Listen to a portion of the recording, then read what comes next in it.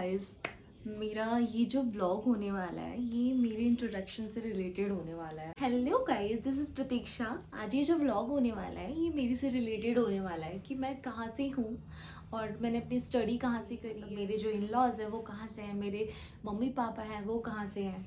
मैं आज अपने इस वीडियो में आपको यही सब अपने बारे में बताना चाहती हूँ। तो मेरा नाम प्रतीक्षा है, मैं जयपुर से हूँ। वैसे तो मैं जयपुर में रहती हूँ पर मेरा जो होम टाउन है वो प्रयागराज है। तो आपने आपने सुना होगा, काफ़ी टाइम से अभी चल रहा है प्रयागराज महाकुंभ। तो जहाँ पे महाकुंभ था वहाँ का नाम है प्रयागराज और प्रयागराज से ही मैं बिलोंग करती हूँ। और बट मैं प्रयागराज में ज़्यादा टाइम रही नहीं हूँ, वहाँ पे हमारा घर है। लेकिन मेरे पापा जयपुर में जॉब करते हैं, इस वजह से हमने मैंने तो अभी मतलब पूरा टाइम जयपुर ही मैं रही हूँ। बहुत कम है, रेयर है कि मैं 1 या 2 महीने के लिए अपनी प्रयागराज जाती हूँ, पर ऐसे ज़्यादा नहीं। और रही बात मेरे इन लॉज़ की, तो वो भी प्रयागराज से ही हैं। जैसे मेरे मम्मा पापा जयपुर रहते हैं वैसे मेरे इन लॉज़ यहाँ दिल्ली में रहते हैं। वो लोग वहाँ शिफ्टेड हैं, ये लोग यहाँ शिफ्टेड हैं। तो इस वजह से मैं भी यहाँ पे ही रह रही हूँ, क्योंकि पता है जो एक बार शहर में रहने लग जाता है ना वो गांव में रह नहीं पाता। और मैं भी जब जाती हूँ अच्छा लगता है, घूमने के लिए अच्छा लगता है। अगर कोई बोले कि हम रहने के लिए जाएं तो मे बी हम नहीं रह पाएंगे, क्योंकि बहुत मुश्किल है गांव की लाइफ यार। हमें कुछ भी खाना हो हम जा सकते हैं कहीं भी बाहर, और या फिर तुरंत घर पे ऑर्डर करो और जैपटॉप करो या फिर कुछ भी करो, आप तुरंत घर पे मंगा सकते हो। विद इन 10 मिनट्स आपको मिल जाएगा वो चीज़। अगर आपको बाहर भी जाना है तो आप बस जाओ और आ जाओ, कितना ईजी है। पर गांव की लाइफ सो डिफ़िकल्ट, शहर के कंपैरिजन में गांव की लाइफ बहुत ज़्यादा डिफरेंट है। और वहाँ की लड़कियाँ मुझे नहीं पता कैसे रहती हैं। तो हाँ, मैं प्रयागराज से हूँ और पर हम हमेशा जयपुर में रहे हैं। मेरे पापा जयपुर में ही जॉब करते थे, तो वो अपनी विद फैमिली के साथ वो जयपुर में ही शिफ्ट थे। तो बस फिर उसके बाद मेरी जो स्कूलिंग है, मैंने स्कूलिंग कहाँ से की, मैंने मेरी क्या हाईएस्ट क्वालिफ़िकेशन क्या है और मैं किस डोमेन से हूँ। मेरा जो स्कूलिंग है, मैंने मतलब जयपुर से स्कूलिंग की थी और मेरा साइंस साइड था। मैंने कॉलेज जब की, कॉलेज मैंने समथिंग 2000, यार मुझे ना ये याद ही नहीं रहता क्या था मतलब 2016 में मैंने 10th आई थिंक मेरा हो गया था 10th। और 2018 में मैंने ना, तब 18 में स्टार्ट किया था, 2018 में ही मेरा बीएससी फर्स्ट ईयर चल रहा था, या एग्ज़ाम दे लिया था मैंने।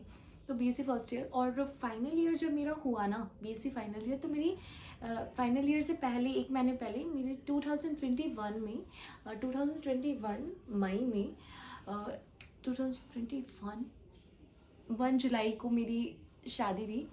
और फिर मेरा अगस्त में मेरा पेपर था। तो जुलाई में मेरा शादी से ज़्यादा मेरा ना सारा वो ध्यान मेरी एग्ज़ाम पे था, क्योंकि फाइनल ईयर का पेपर चलने आने वाला था।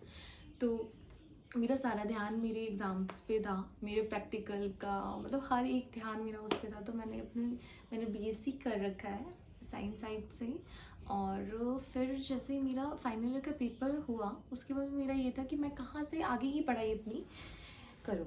तो मैंने अपने हस्बैंड से बात किया, पापा से बात की कि मैं क्या करूँ, मतलब कुछ समझ में नहीं आ रहा था, क्योंकि पॉसिबल नहीं है ना कि मतलब यहाँ से भी पढ़ाई करना पॉसिबल, इतना इजी नहीं है, क्योंकि दिल्ली यूनिवर्सिटी और राजस्थान यूनिवर्सिटी में बहुत डिफरेंस है। ठीक है, तो फन में धनवी जग गई है, धनवी जाग गई थी तो मुझे जाना पड़ा। तो मैं कहाँ पे थी, हाँ, तो दिल्ली यूनिवर्सिटी और राजस्थान यूनिवर्सिटी में बहुत डिफरेंस है। मैंने यहाँ की बुक्स देखी थी जब मैं एमएससी के लिए सोच रही थी, जब मैं पोस्ट ग्रेजुएशन के लिए सोच रही थी, तो मैंने यहाँ की बुक्स देखी थी। फिर मुझे समझ में आया, मैंने बीएससी का बुक्स देखा था यहाँ का, दिल्ली यूनिवर्सिटी का, तो मुझे समझ में आया कि बहुत डिफरेंसेस हैं ये राजस्थान यूनिवर्सिटी में, यहाँ दिल्ली यूनिवर्सिटी में। तो फिर मैंने डिसाइड किया कि मैं जयपुर से ही अपने स्टडी करूँगी आगे की। तो मैंने पोस्ट ग्रेजुएशन जयपुर से ही किया था, राजस्थान यूनिवर्सिटी से। और तो मैंने पोस्ट ग्रेजुएशन 2023 में मैंने 2022 में मैंने अप्लाई कर दिया था। जैसे मेरा फाइनल ईयर का रिज़ल्ट आया था 2022 में मैंने फॉर्म फिल कर दिया था पोस्ट ग्रेजुएशन का एमएससी के लिए। तो मैंने बस जयपुर से ही अपनी सारी स्टडी की थी। फिर यार मेरी शादी 2021 में फील्ड से हूँ, तो मैंने जॉब एकदम डिफरेंट फील्ड में क्यों किया? सबसे बड़ा रीज़न कि अगर आपने बीएससी करी है और फिर उसके बाद में आप पोस्ट ग्रेजुएशन में एमएससी कर रहे हो, तो आपको उसके आगे भी काफ़ी पढ़ाई करनी पड़ेगी, तब आपके पास काफ़ी ऑप्शंस होंगे, ठीक है। तो मेरा ये था कि चलो मैं आगे पढ़ाई भी करती रहूँगी, पर मुझे ना हमेशा से ये था कि मुझे मतलब सेल्फ डिपेंडेंट हमेशा से ये था कि हाँ यार, पढ़ाई करने ग्रेजुएशन के बाद में मुझे जॉब करनी है। पर ग्रेजुएशन के बाद में शादी हो गई, और शादी के बाद में ऐसे पॉसिबल नहीं है ना कि मतलब बीएससी सब नॉर्मल बीएससी और फिर आप जॉब, आपको अच्छी जॉब मिल जाए, तो ये पॉसिबल नहीं है, वो भी दिल्ली जैसे शहर में। माना यहाँ पे जॉब मिलना आसान है, पर आप अगर अच्छे खासे एजुकेटेड पर्सन हो ना, तो आपके लिए उतना ही मुश्किल है अच्छी जॉब ढूंढना, बहुत मुश्किल है। और अगर आपने ज़्यादा स्टडी नहीं करी है, नॉर्मल आप 12th पास हो, आपके पास काफ़ी ऑप्शंस है, आप सेल्स कंपनी में ज्वाइन कर सकते हो। पर सेल्स में भी काफ़ी मतलब सेल्स में भी ना काफ़ी डिपार्टमेंट होता है। आपको अच्छी पोस्ट अगर चाहिए ना, तो आपको उसके लिए अच्छी एजुकेशन, आपकी डिग्री बहुत ज़्यादा इम्पोर्टेंट रखती है। तो मैंने जब जॉब के लिए अप्लाई करना स्टार्ट किया, एमएससी जब मैं मेरा एमएससी फाइनल ईयर का रिजल्ट आ गया था, तो मैंने अपना जॉब के लिए मैंने सोचा कि अब मैं स्टार्ट कर देती हूँ जॉब सर्च करना। तो मैंने स्टार्ट किया, काफ़ी कंपनीज में मैंने अप्लाई किया।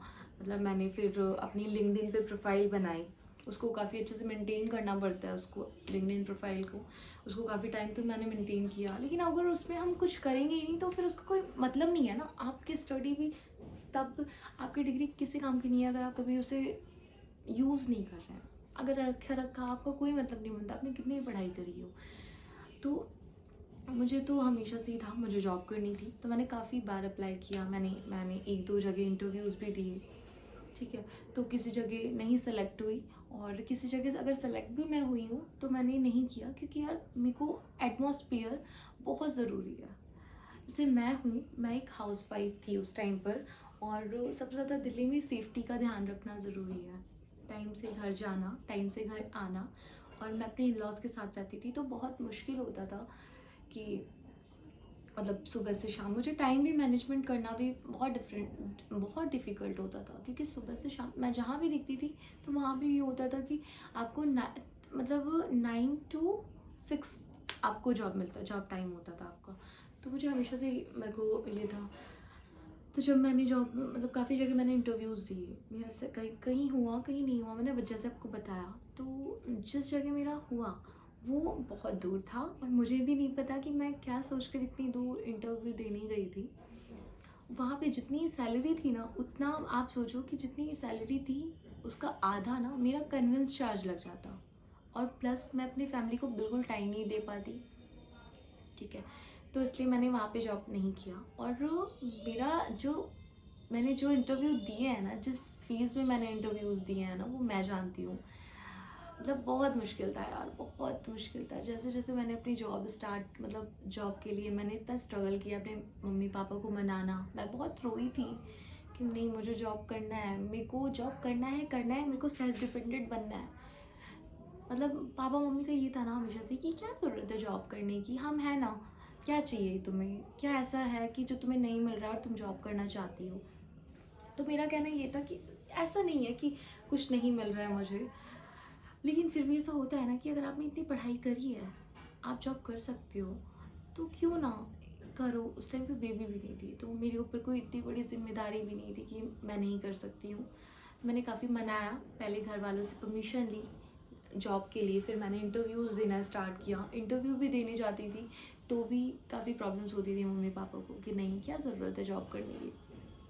बट फिर भी उन्होंने मेरी खुशी के लिए मुझे हाँ बोला जॉब करने के लिए। फिर फाइनली एक दिन मेरे को ऐसे, पता है, जब मेरा जॉब का मैंने काफ़ी जगह इंटरव्यू देके मैं थक गई थी, तो मेरे को एक फ़ोन आया। मैंने काफ़ी जगह अप्लाई कर रखा था, तो मेरे को एक मेल आया। तो मेल मैंने चेक किया, और मैंने, जैसे होता है ना इग्नोर कर देना, मैंने इग्नोर कर दिया उस मेल को। फिर उसके बाद में मैंने काफ़ी टाइम, जब मैं थक गई ना सर्च कर करके, मैं सिर्फ 2 या 3 जगह इंटरव्यू देने गई हूँ बस। और फिर मेरा हो गया था, तब सिलेक्शन हो गया था। तो मैंने वो जो मेल था ना उसे मैंने डिलीट कर दिया था, मेल को ही डिलीट कर दिया था मैंने। जहाँ पे मैं जॉब मैंने स्टार्ट कर दी थी, जहाँ पे मैंने 6-7 मंथ जॉब करी है, वहाँ का जो मेल आया था वो मैंने स्टार्टिंग में डिलीट कर दिया था।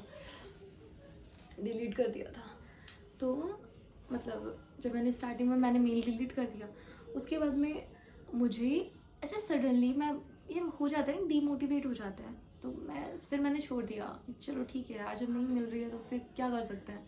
फिर मैंने सोचा मैं थोड़ा आगे स्टडी करती हूँ, देखती हूँ, बस ये करते। फिर मैं यही सोच रही थी, मैं बहुत सैड थी। मुझे मुझे फ़ोन आया, कॉल आया।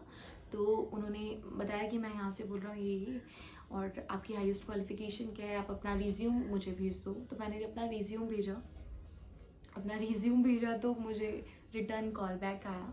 उन्होंने मुझे बुलाया कि आप कल इंटरव्यू के लिए, मेरा रिज्यूम चेक करके उन्होंने फीडबैक दिया कि इंटरव्यू के लिए आप आ जाओ। एचआर का फ़ोन आया मुझे, तो मैं बहुत हैप्पी हो गई। मैंने अपने हस्बैंड को बताया, जहाँ मेरे हस्बैंड का ऑफिस है उसी की मतलब वहाँ उसी एरिया में वो ऑफिस था। वहाँ पे काफ़ी कॉर्पोरेट ऑफिसेस थे।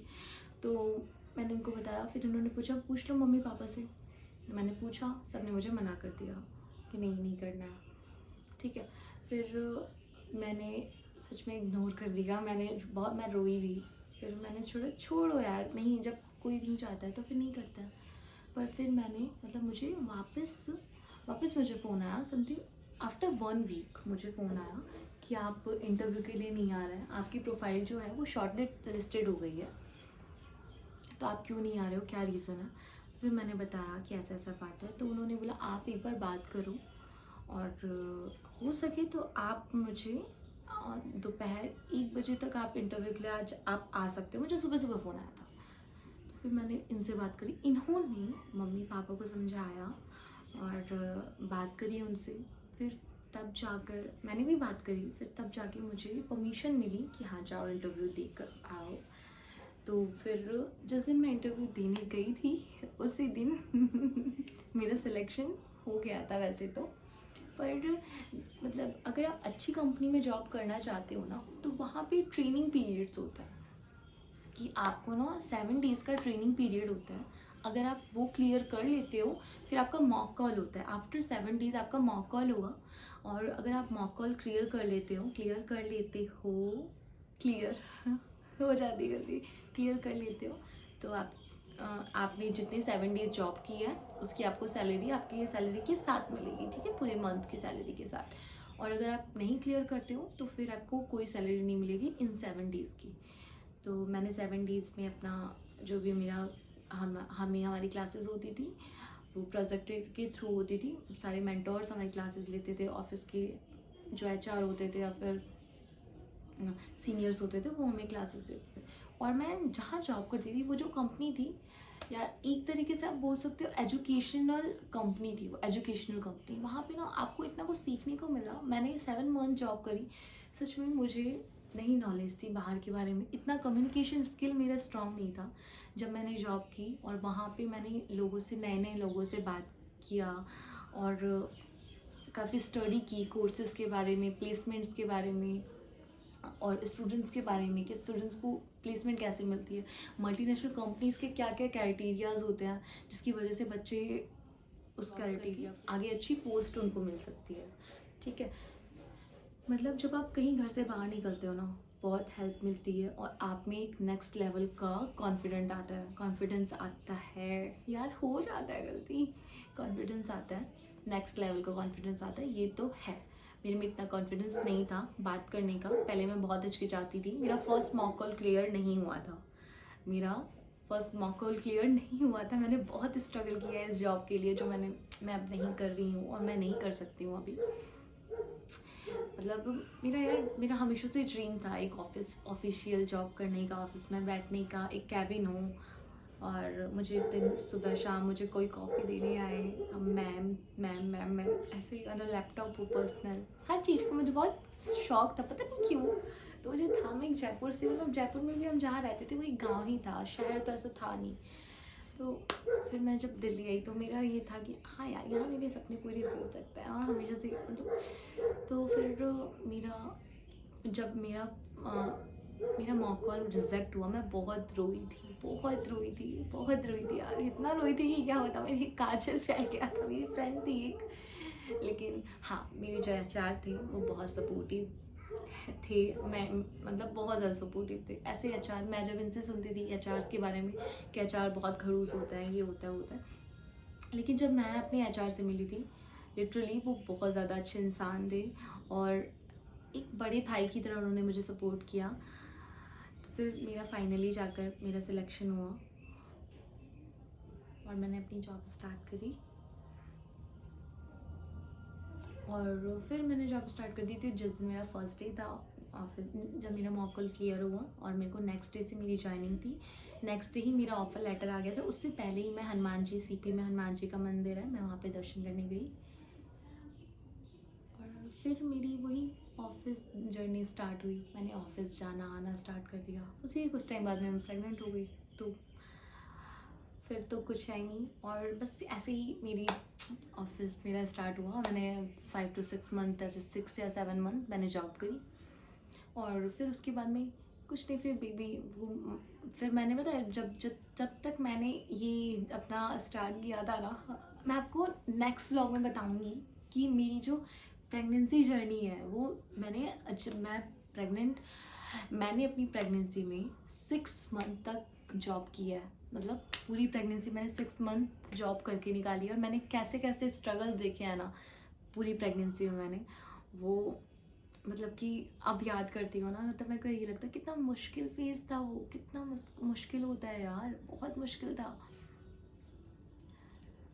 आज भी मुझे याद आता है ना, ऐसा लगता है मैं से मैं इतनी स्ट्रॉन्ग कैसे हो सकती हूँ मतलब। सो गाइज, अब नेक्स्ट व्लॉग में मैं आपको अपनी प्रेगनेंसी से रिलेटेड कोई वीडियो लाऊंगी, मतलब मेरा प्रेगनेंसी जर्नी पूरा कैसा रहा। आई होप सो आपको ये वीडियो पसंद आए और प्लीज़ लाइक शेयर सब्सक्राइब कर देना अगर आपको ये वीडियो पसंद आए। थैंक यू सो मच मेरा ये पूरा वीडियो देखने के लिए, thank you so much, very very much. और नेक्स्ट वीडियो मेरा प्रेगनेंसी से रिलेटेड होगा। So okay guys, bye bye, see you.